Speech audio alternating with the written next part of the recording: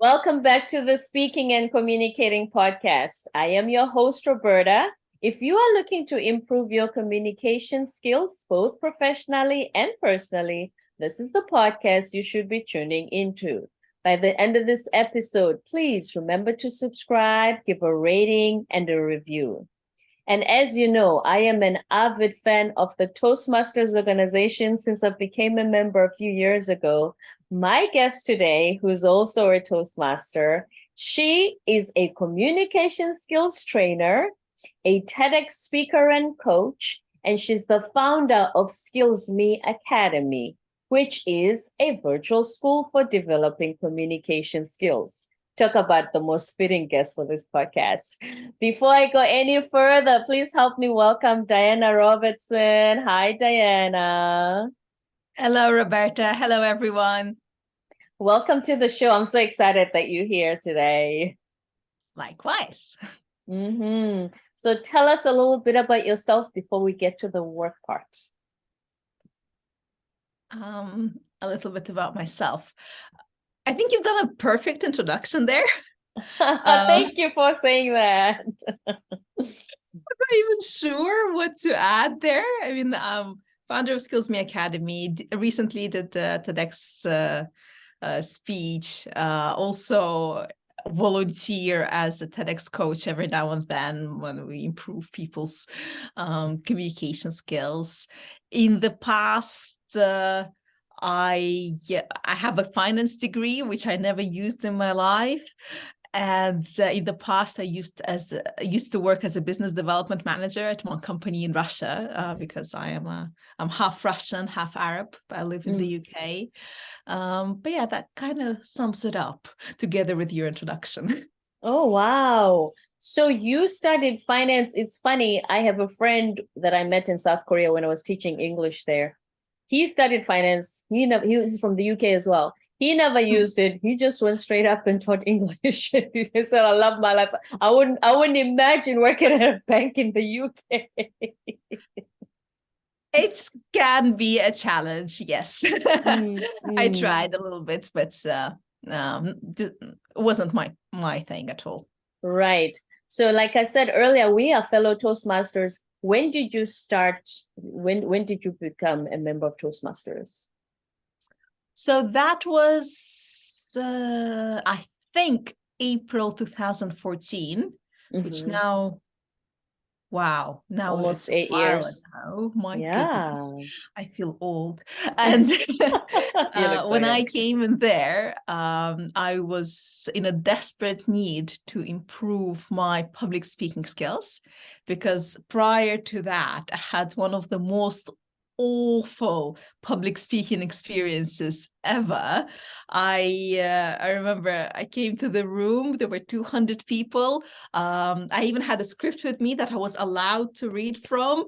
And yet, because I was so nervous, my hands were shaking so badly. When I took the script, I could not read it because my hand was shaking so badly. So it was an absolutely awful experience. And that made me think that, my goodness, Diana, I have to work on this. This kind of resulted later on in me joining Toastmasters at the time. So I was absolutely awful. I couldn't look into people's eyes when I presented. I only looked at my slides. I couldn't remember my script. Everything was shaking. My face used to turn red. So that was a very fun part of my life. Oh, wow. You know, those stories are very common. But first question, what were you presenting? What were you talking about? What was the subject matter for your presentation? Financial fraud. Oh, okay. Oh, wait, you were still in finance.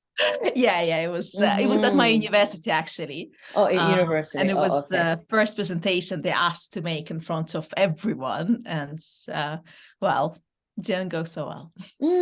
Which brings up the interesting question, because we usually mention how universities will teach you the technical skill, but they don't include the communication aspect. So they asked you to present, but nobody had taught you how to present on financial fraud. Nope. In fact, by giving this presentation, the idea was that they will teach me how to speak in front of the public, even though they never taught me. They're just like, okay, like a Wow. tick in the syllabus, like, oh, okay, we taught them how to speak in front of the public, when in fact they didn't. But yeah. Interesting. Okay. So how did you, when you decided you're not going to work in finance, how did you get started on the Skillsme Academy, on basically being an entrepreneur? Sure. So, Roberta, ever since I was a child, I was always wanting to become a businesswoman, which probably is because of my dad, because he used to be a successful entrepreneur. So I thought, okay, I'll be just like him. In fact, I'll tell you even more. He kept on telling me since my young age that, Diana, you should be working for yourself. That's the only way to go. You're gonna love this, and that's the fastest route to success. I guarantee you, especially financial success. So I listened to him most of my life.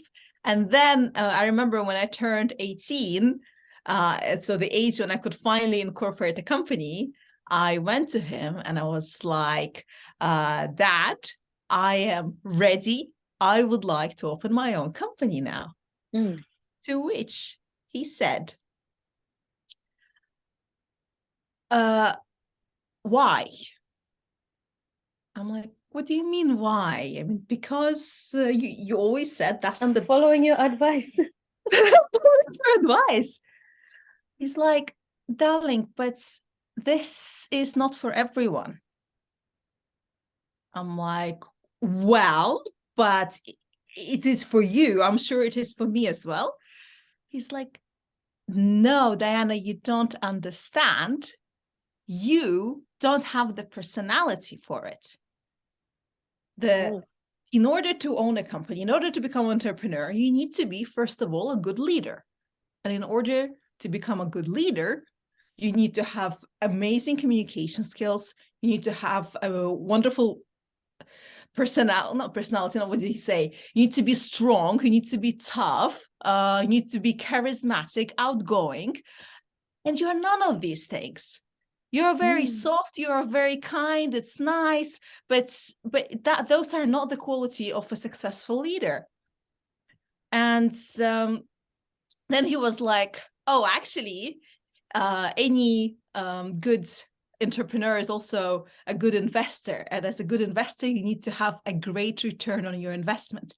And I have the perfect business opportunity for you. Why don't you find a rich husband and that will become your best return on investment ever. And you will become spoken like a typical dad. You know, it's, of course I didn't like that answer, but it's because I really looked up to him. That left a really deep imprint on me, in a sense that, well, if he's saying I can't do it, and he should know because he's successful in this, then maybe he's right, and maybe indeed I will never be a good leader. And because of that, Roberta, I stopped looking for leadership opportunities. And if anybody ever approached me with organizing something or leading something, I would just always say, no, just find somebody else. I'm definitely not the right person for it. Oh, no. But later, when I was working for one company, there was this project that they were launching, and they were looking for a leader for that project. And and they came to me and they were like, Diana, you have to lead this project. I'm like, no, I don't. But they were like, no, actually, you don't get it. We don't have anybody else. There is only you and you who could lead this project, and nobody else. Right.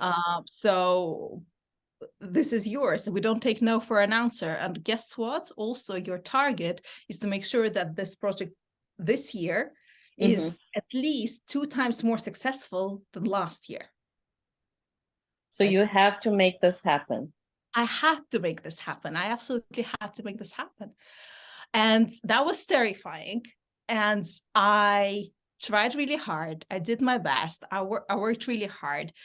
And eventually, what happened is that this project has launched.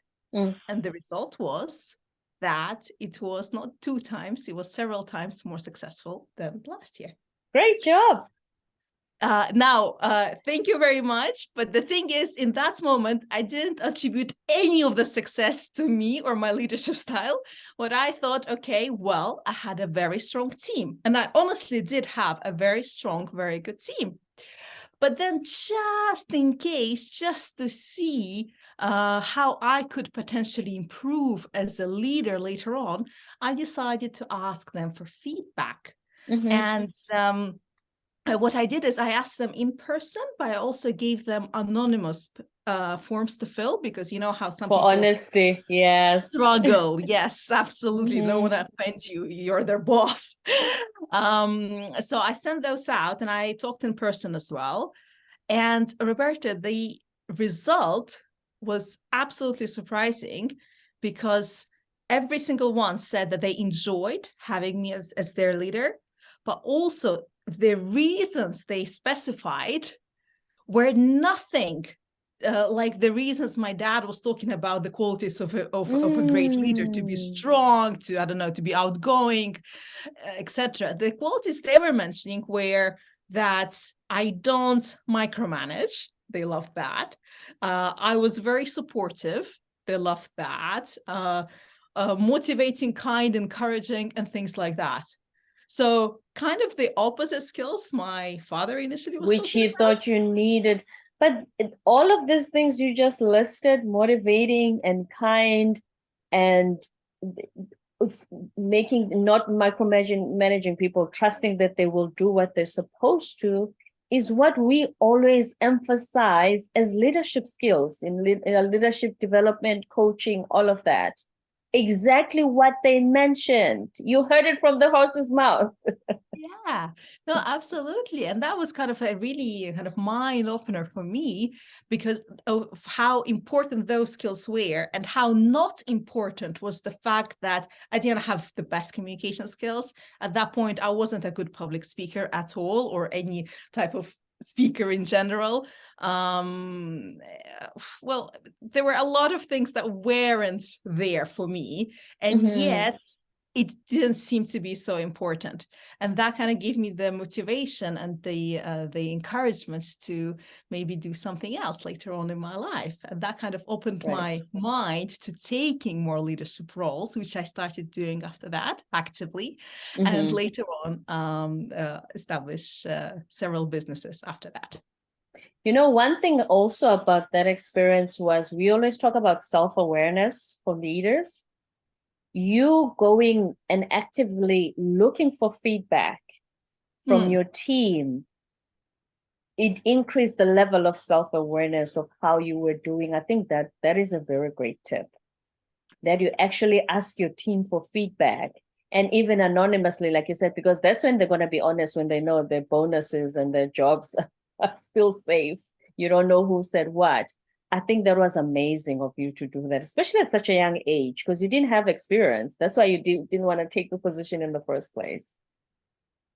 Yeah, well, didn't have experience, and didn't think that I have the potential to be anything like a leader.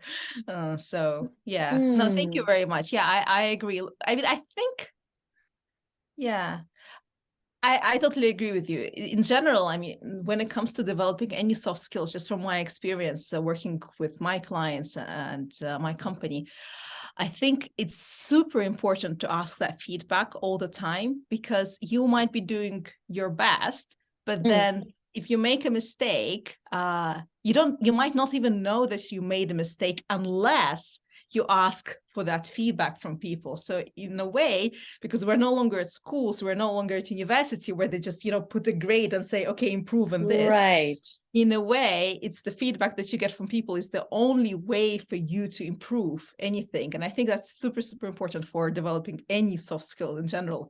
This could be leadership, public speaking, communication skills, or anything. But yeah, well done for bringing that up. I think that's super important. Actually, well done for bringing up the part about mistakes. We always say that leaders need to let go of this idea that they need to appear perfect and that they have all their stuff together, thinking that that's what gains respect from your subordinates. That's not what this is about, no? Yeah, that's true. That it's okay for you to say, yes, I'm a leader. Yes, I'm put in this position, but I'm still human. And the feedback is okay for you to say, hey, boss, you know what? Because we're all in this together. It's not a boss versus employees type of situation. Yeah? We are all in a team together and working for the common good. Now, you said this also applies to public speaking. How did you even think about going on a path that led you to be a communications coach? The way that happened is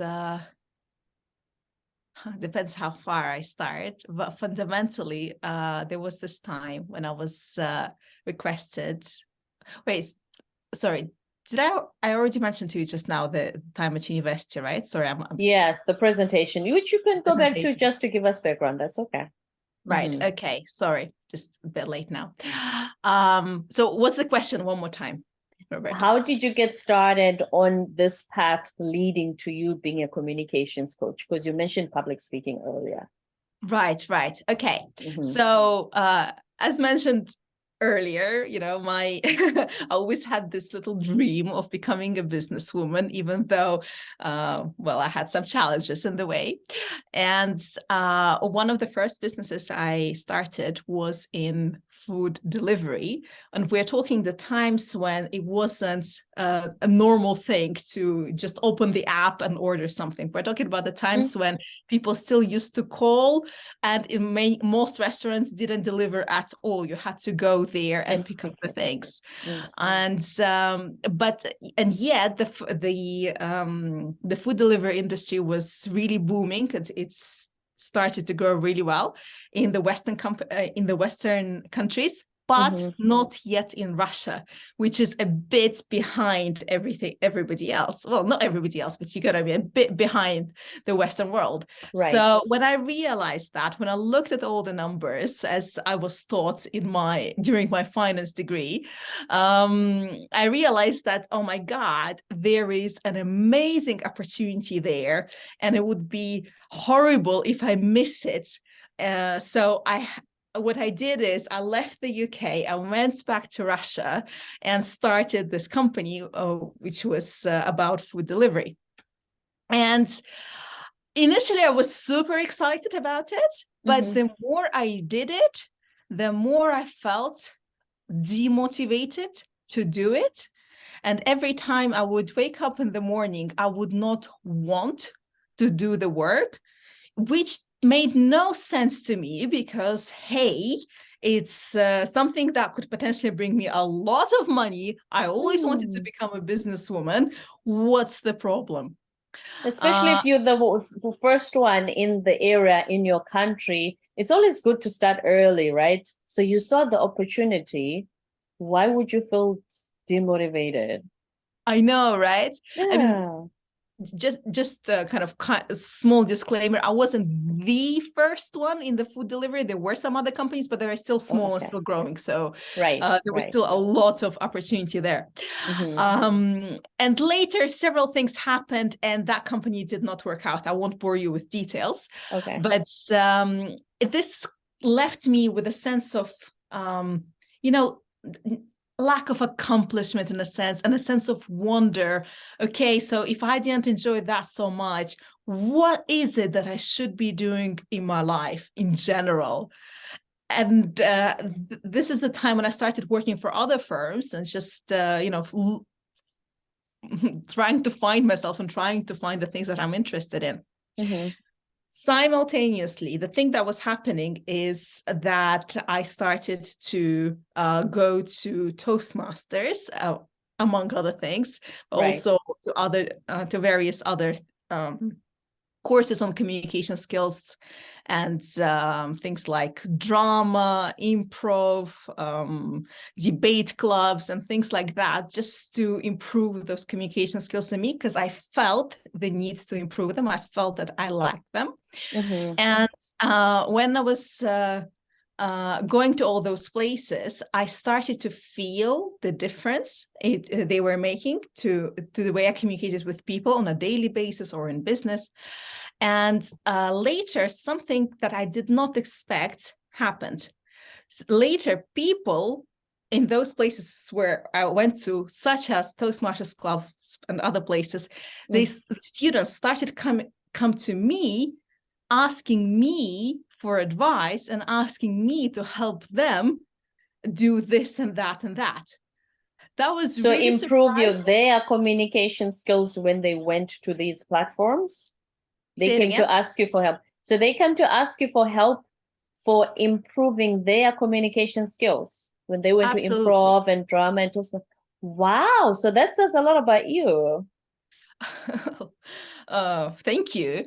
But for me, just so you know, it used to be super, super tough, because the reason I went there is because in the past, I used to be the type of person who would always be very quiet, very shy. For example, if we take my school years, I would be the person who would never raise her hand to answer the question in front of the class, just because I was terrified of what other people would think about me. So that should give you an understanding of how good, inverted commas, of a public speaker I was. So in the past, I used to be absolutely terrible, and hence the need to improve those communication skills. And hence the surprise when those people started to come to me to help them become better. And once I started doing that, I started coaching them just for free, just because, well, they asked for help. Why not? And it's not my business. Usually, a lot of us start for free. Yes. Exactly. And so I started to help one person, another person, third person, and I started to see the difference that coaching did to them. And it's things like some people start winning public speaking competitions. Other people just started feeling much more confident in their life and at their work. And they come to me with all this excited about all those things that happen in their lives thanks to my help. And when I started to see that, I realized that this type of work, I'm happy to do even for free, if that makes sense. And I know that's because it really the joy that it brings you to see the transformation, the change in them is what got you excited. So it's not like you said, you were happy to do it for free because it just brought you that much joy. Absolutely. And that was kind of the eye opener for me, like, oh, maybe I shouldn't be looking at finance stuff so much. Maybe I should start with things that I actually enjoy doing. Right. And then maybe the money will come, hopefully later on. And that's part of the reasons I opened Skillsme Academy. And the idea behind it always was that it's kind of it's a place where you can learn different communication skills. So for example, right now we offer two. We offer storytelling and impromptu speaking, so speaking on the spot. Right. But the idea is to add more, because it's when you are as a person, I suppose I wanted to solve my own problem. When I was looking for ways to become better, it was hard for me to find things. That's why I had to join the drama club, even though I don't think you need the drama club to learn good communication skills. There should be, more tailored options, let's say. And that's one of the reasons Skillsme Academy was established. That is amazing. Actually, speaking of improv, I had a guest recently who said he would recommend it for most people. Because I said, oh, yeah, because you learn to think on your feet, which is impromptu speaking. But he also said, in addition to that, you learn to trust yourself. It increases the confidence level, the fact that, wait a minute, say something in relation to what this person just said. So you learn to, he recommended improv. So I'm so amazed that you mentioned improv as well as one of the tools that you used in order to get your public speaking going? Yeah, well, not just public speaking, speaking in general, I would say. Right. But yeah, you're absolutely right. Yeah. Mm-hmm. So in Skillsme Academy, do you have a target group, a target age, or are these communication skills that you focus on for any age group? They are open for anybody. But in general, people who join us are normally between 20 and 40, normally. Mm-hmm. We kind of have two main groups, I would say young professionals, so people who want to, have some sort of career growth, or maybe people who have just gotten a new position and they don't have the skills, the social skills for it, so they come to us. Mm-hmm. But also we have the second group, which is university students, interestingly, who feel that they lack those skills in general, but they want them so that they can find a good job. So mm-hmm. I would say those two categories of people come to us. Let's first address the latter group, the university students. Mm-hmm. I've had guests who say, it hurts. They're in HR, so they're in interview panels. They say there's nothing more heartbreaking than seeing this brilliant Harvard graduate not be able to speak through their resume during the interview. And that's why they don't get the job. Yeah. It's a big problem, Roberta. It's very, very common, big problem. In fact, which I have experienced myself. Please share, yes. Well, I was a type of kind of A-star student. I was always the type of person who would be like the top of the class, top of the university, and things like that. And I thought, the point of this all is to, study hard, be at the top, and then that way I'll get the best job out there. That's what we were all sold, yes. Right? That's what we were sold, exactly. But then what started to happen is that, how these days companies have this crazy amount of levels for getting into the company, especially for students, for the new entries. We're talking about maybe 7 levels, sometimes 8 levels, recruitment levels, starting with the CV stage, then ending with things like psychometric tests and things like that. All that in the application process has got 7 or 8 steps now. I know, it's torturing. Wow. And at the end, normally there would always be this interview stage normally with the manager of that department and with the HR. So basically that way they try to reduce people as much as possible and only, let's say, chat to the best. Well, Roberta, I normally got to that top thing as like one of the best, but every single time I would get to that stage, something would go wrong. And that experience you mentioned with the other guest has shared with you, that's exactly the thing that would happen to me, because I would get super nervous, I would get super scared. They will ask me, okay, so why should we hire you? And as an experienced girl, and then there is like often this man, sitting like this, asking why should he hire me. I was feeling it felt really intimidating. It felt really scary. And even though I know that I am good and perfect for the job, I won't be able to show it because I would be just so nervous and so scared. And basically because I don't have the skill of speaking under pressure. It's not something I normally do, which, by the way, the skill you get by learning public speaking, you learn how to speak under pressure. Yes. Well, I simply didn't have that. Nobody taught me that except for that one experience at university where I had to speak in front of 200 people, but then nobody gave me feedback on my presenting. Even though you were shaking, nobody gave you any tips on how to do better. No, that wasn't, they just said next for the other person. I mean, that's all they cared about. And I'm not saying that my university is bad or anything, but it's just not in the curriculum. It's not their fault. It's not.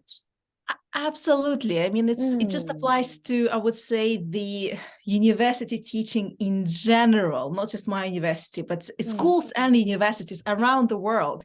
They focus so much on the hard skills and on the knowledge and so little on the skills or the soft skills, let's say. Skills, yeah. And as a result of that, it feels like, okay, only this matters, this part. And then people seem to just, split into two groups. Some of them have those natural abilities to speak well. You know how at school you might notice that a teacher asks somebody a question, and then this person might not be an excellent student, but they find a way to quickly find the right words or more or less answer the question. And you look at them like, my goodness, how did they come up with that? Of talking. Yes. And they'll still get an okay grade. And then you ask an excellent student something, and that excellent student might just go, I don't know, even if they know the answer. And so they get 0 out of 10 for the question. The one who could mumble something would at least get a 5 out of 10, even though it's not the perfect answer, but at least they could speak, that's a very good point, because I remember back in school, even when you write essays, essay questions, there are kids who think, I can't think of anything, skip the question. So they get 0 for that particular question. But those who just mumble something, even if it's not exactly relevant to the question or the answer, what it should be, they would get some marks for even saying something. I think that's a key thing they should have highlighted at least. Absolutely. And that taps into the natural abilities. So things that people are born with, which, okay, we're all born different. But then that doesn't cover the really key part, the fact that any skill can be developed. And the best time to develop it is actually at school or at university, while you still have the time. And also, you're much more able to learn things faster. And that's, unfortunately, in my opinion, what's dragging, I would say, the whole system a bit behind, because, at least give people the compulsory, some sort of communication skills class or public speaking and things like that. As an extra, as an additional, And then the leadership aspect. Remember, you said people get promoted and then leadership positions, but they don't know how to manage people. What is a tip that you can give to those who are in these positions? Because usually people get promoted not because they speak well or can manage teams, because they're very good at their technical skills. So what is one thing you can say to them? Here's what I recommend in order for you to help you. Now that you're in this, I've been promoted, I lead 10 people. What am I going to do now? Well, okay, this is my personal suggestion, is treat it as a learning experience. Just like you learned some other skills, for example, some hard skills, you can also learn leadership. You can learn how to be a good leader. You don't need to be like, oh my God, I don't know what to do. You can be, you can put yourself in this learning mindset where you observe what you do and you see what are the results of what you do. So for example, you talk to your team member in a certain way, and you realize that person did not perceive you very well or not listening to you anymore after that, for example. Okay, you have two options. One, be annoyed and angry at that person. Oh my God, you have a useless team member.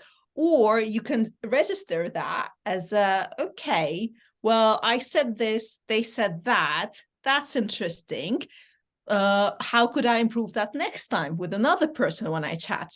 And I think when you take this experimental way of learning, just observing what actions bring what reactions, you can start noticing things. And also, we mentioned feedback earlier. I think that's also a part of it. Proactively getting feedback, asking for feedback. It could be from your team members, it could be from the boss above you, but the idea is just to understand, okay, what kind of things could be done better.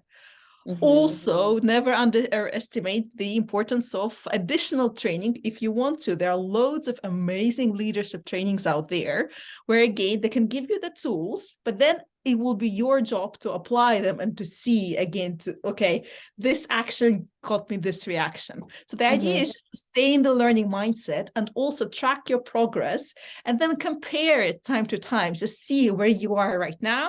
Right. Well, where you were, for example, I don't know, 1 year ago as a leader, and just see that progress in yourself. And you'll find that actually it's just another skill that you can learn and you can be good at, just like that. It's learnable. It's not about being born with anything. It's learnable. It is learnable. So it just needs you to invest time in it. So your courses cover impromptu speaking and storytelling. Now, before you go, two things. One, as a TEDx coach, what is it that you do? And then you're going to give us your social media handles before you go. I know it's almost time. Sure. So, well, as a TEDx coach, I help people who want to present at TEDx, or like already have been. It depends, but in general, I often cooperate with organizers of TEDx events, and then they select the speakers they want to present that match their criteria. But then what I do is I help them to make sure that that speech they've got in their mind, that it meets the TEDx standards, and to make sure that they have not just the important facts and data in there, but also ways to engage the audience. For example, by adding stories, which is something, if you notice, the majority of TEDx speakers do, basically to coach them on their public speaking skills, because some people have amazing ideas. They could come from science, like they could be scientists, for example, and those people are the worst normally when it comes to giving presentations. Or it could be from other industries where they're not used to sharing it out loud. So I basically help them with that. And not just it's Skillsme in general. Our trainers get involved with these type of things. Right. So Diana, the communication skills trainer, the TEDx speaker and coach, and founder of Skillsme Academy, which is a virtual school for communication skills development. And before you go, Diana, we want to know everything a lot more after this conversation. Where can you find you on social media? So if you want to connect with me, best way to find me would be on LinkedIn. If you type Diana Robertson Skillsme, you will find me. If you want to send me a message or something, connect me, but please with a personalized invite, just so I know who you are and how you found about me. Otherwise, I might not know and I might not connect back with you. So this is if you want to have a personal connection. Now, if you want to check out our courses, for example, you could go to skillsme.co.uk. And there you can find our courses and free workshops that we deliver on communication skills. And finally, if you just want to don't want to take any actions just yet, but just want to read and learn about various communication skills, you can check out our Instagram, which is Skillsme Soft Skills, where we share loads of videos and posts on small tips on how to improve your communication on a daily basis. Thank you for those. I've seen your reels on Instagram. They're so much fun. Anybody who looks into Instagram, please check out the Skillsme page. I will write all your socials on the show notes. Thank you so much, Diana, for being with us today. You've shared some amazing tips, and thank you for sharing your story. We really appreciate that. Thank you so much, Roberta. Thank you for inviting, and thank you all for listening. Don't forget to subscribe, give a rating and a review, and we'll see you next time.